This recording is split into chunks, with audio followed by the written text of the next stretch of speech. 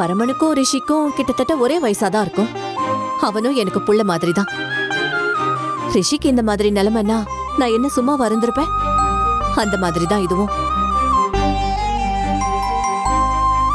பரமனுக்கு ரத்தம் கொடுத்து இப்ப அவனுக்கும் நான் அம்மாவாயிட்டேன்.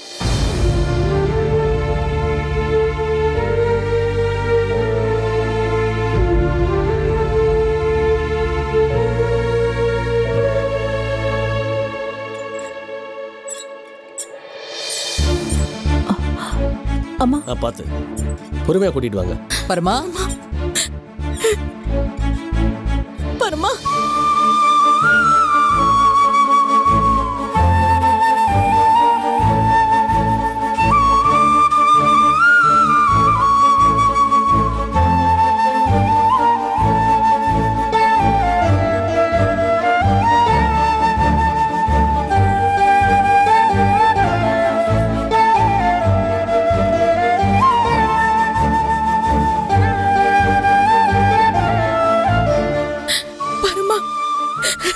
உனக்கு ஒண்ணும் ஆகாது பரமா.